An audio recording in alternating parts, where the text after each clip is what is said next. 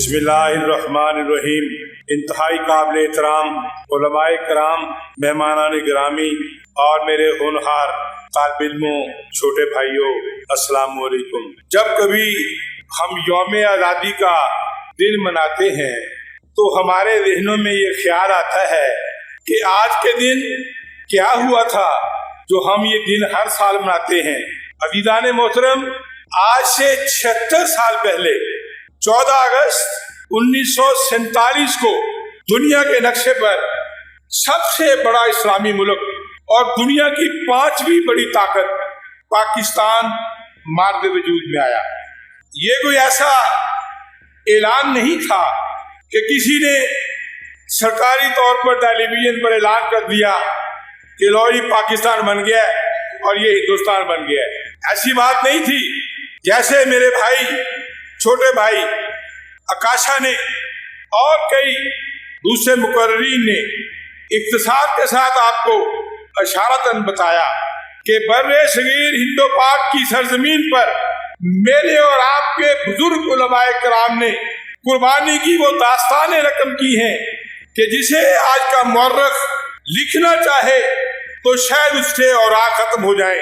کلموں کی سیاہی ختم ہو جائے۔ اتنی قربانیاں دی ہیں میرے اور آپ کے بڑے اکابر علماء کرام نے۔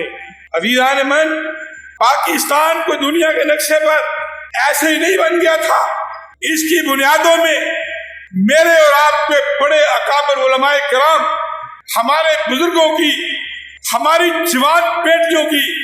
ہماری خواتین کی، نوجوانوں کی اور بچوں کی قربانیوں کی وہ داستانیں ہیں کہ جنہیں اگر آج ہم اس کا ذکر نہ کریں تو یقین مانیے کہ ہمیں یہ یوم منانے کا کوئی حق نہیں ہے۔ سامعین کرام، آج ہم دیکھتے ہیں کہ 76 سال گزر گئے ہیں، لیکن پاکستان کے حالات الحمدللہ بہت بہتر ہیں، لیکن اتنے بہتر نہیں جتنے میرے اور آپ کے بزرگوں نے تحریک پاکستان کے اندر قربانیوں کی داستانیں رقم کرتے ہوئے اپنی زبان مبارک سے بااظہار کیا تھا اور انہیں بتایا تھا کہ ہم ایک ایسا خطہ پاک بنانا چاہتے ہیں جس میں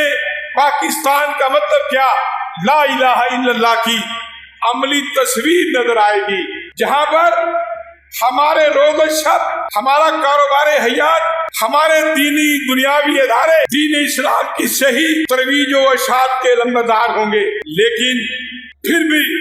شکر ادا کرتا ہوں، تحدیث نعمت کے طور پہ یہ کہنا چاہتا ہوں کہ آج ہم جو کچھ بھی ہیں اپنے اکابرین کی، اپنے ان بزرگوں کی قربانیوں کی بدولت آج اس خطہ پاک کی آزاد فضاؤں میں سانس لے رہے ہیں، اپنی نیند سوتے ہیں، اپنی مرضی کے مطابق چلنا پھرنا، گھومنا، اٹھنا بیٹھنا، تعلیم حاصل کرنا اور پورے ملک کی، پوری دنیا کی سیر و سیاحت کرنا میرے اوپر کوئی پابندی نہیں ہے، ہم اس کا شکر ادا کرتے ہیں۔ لیکن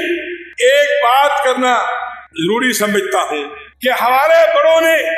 جن مقاصد کا اظہار کیا تھا، آج ہمیں سوچنا ہے کہ ان کو حاصل کرنے میں کوئی کوتاہی تو نہیں رہ گئی، ہم سے کوئی کمی تو نہیں رہ گئی۔ آج اگر میں اور آپ، ہمارے سب بڑے چھوٹے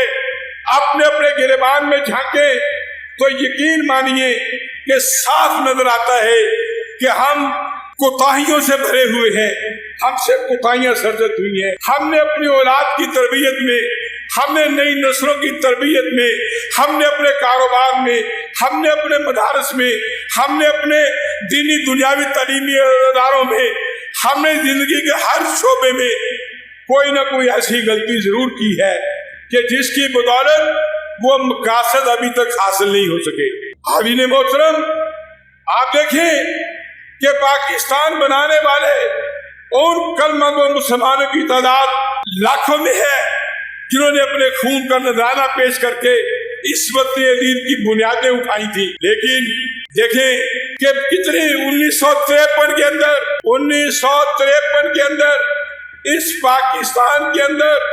مرزائیت کے خلاف تحریک چلانا پڑی اور اس تحریک کے نتیجے میں ہزاروں مجاہدین اسلام نے جام شہادت نوش کیا۔ کبھی تحریک مرزائیت اٹھتی ہے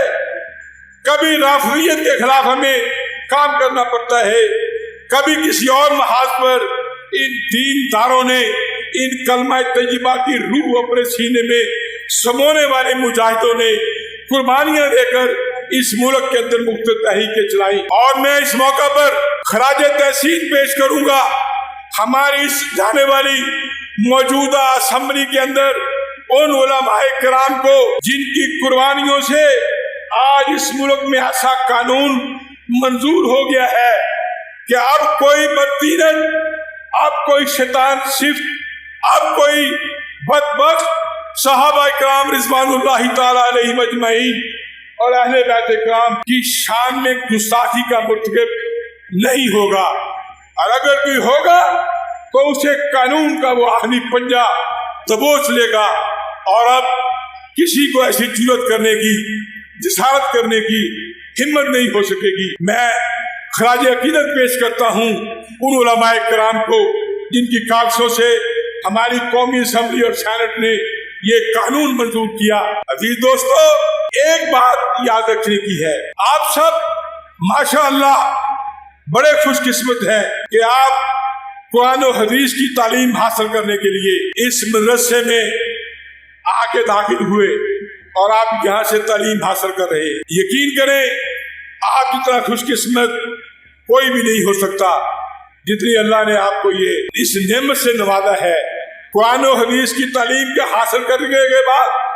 آپ نے زندگی کے تمام شعبوں میں جانا ہے اور وہاں پر جا کے اپنی قابلیت کا لوہا منوانا ہے۔ میں رب ذوالجلال کی قسم کھا کر کہتا ہوں کہ کتنے ہمارے محکمے ہیں، کتنے شعبہ ہے زندگی ہیں جہاں پر دین سے بہرہ مند نوجوانوں نے، افسروں نے، کارکنوں نے وہ کارہائے نمایاں سر انجام دیے ہیں کہ آج ان کی اگر ذکر کرنا شروع کریں تو ہماری کتابیں بھر جائیں۔ تو آپ کی تعلیم، دینی تعلیم کے ساتھ ساتھ آپ نے دنیاوی تعلیم بھی حاصل کرنی ہے، اور پھر مقابلے کے امتحان میں بیٹھنا ہے، آپ نے پروفیسر بننا ہے، آپ نے اساتذہ بننا ہے، آپ نے ایس پی بننا ہے، ڈی سی بننا ہے، کمشنر بننا ہے، یہ سب آپ کے لیے ہے۔ لیکن آپ پہلے یہ تعلیم مکمل کریں گے اور اس کے بعد آپ دنیاوی تعلیم بھی حاصل کرنے کے بعد میدان میں اتریں گے، اور پھر اترنے کے بعد آپ جب زندگی کے ہر شعبے میں پھیل جائیں گے تو پھر مسٹر اور ملا کا فرق، ہمارے بزرگ بتایا کرتے تھے کہ ہم نے یہ پروگرام بنایا تھا کہ مسٹر اور ملا اس کا فرق ختم ہو جائے، اور انشاءاللہ العزیز اگر آپ یہ کام کریں گے تو آپ وہ وقت دور نہیں ہے جب ہمارے پاکستان کا ہر شعبہ، ہر محکمہ آپ جیسے قابل، ہونہار جو دین و دنیا کی تعلیم سے بہرہ مند ہوں گے ان کے زیر اثر ہوگا اور ان کے زیر انتظام ہوگا۔ حاضرین محترم، میں مدرسہ عربیہ فاروقیہ کی انتظامیہ کو اتنا خوبصورت فنکشن کروانے پر دل کی اتھاہ گہرائیوں سے مبارکباد پیش کرتا ہوں کہ انہوں نے بہت محنت کی، لیکن میں خود یہی کام کرتا رہا ہوں اسٹیج پہ آنے کا۔ جیسے آپ بچے ہیں، میں بھی اتنا چھوٹا تھا اور اسی مدرسے کے سپیکر سے ہی میں نے سیکھا ہے بولنا۔ اسی مدرسے کے مائک پہ کھڑے ہو کے کبھی ہم اعلان کیا کرتے تھے، کبھی تلاوت کرتے تھے جب ہم پڑھتے تھے اس میں، اور ہم نے یہاں سے ہی یہ تربیت حاصل کی ہے۔ میں نے پرائمری اسکول سے لے کر یونیورسٹی تک، اور یونیورسٹی سے لے کے پورے پاکستان کے کئی مقابلے میں نے جیتے ہیں۔ میں اکثر فرسٹ ہی آتا تھا ہر مقابلے میں۔ میں نے ایک بین الاقوامی مقابلے میں بھی دوسری پوزیشن حاصل کی تھی اسی تقریر کرنے کے فن میں۔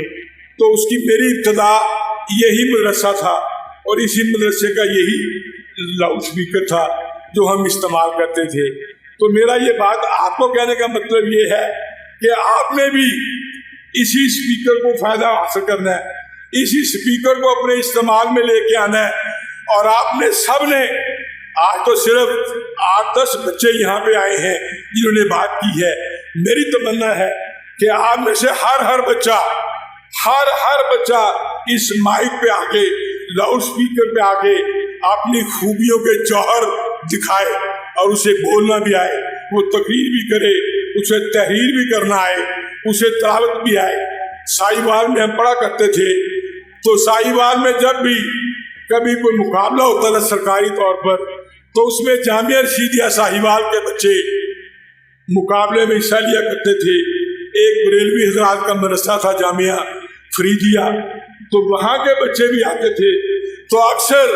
جامعہ رشیدیہ کے بچے کبھی فرسٹ آتے کبھی سیکنڈ آتے۔ تو بہرحال تلاوت میں، نعت خوانی میں، تقریر میں، تحریر میں، ان سارے شعبوں میں آپ کو تب آزمائی کرنی چاہیے۔ اور میں اساتذہ کرام سے بھی درخواست کروں گا کہ سب بچوں کو اجتماعی طور پر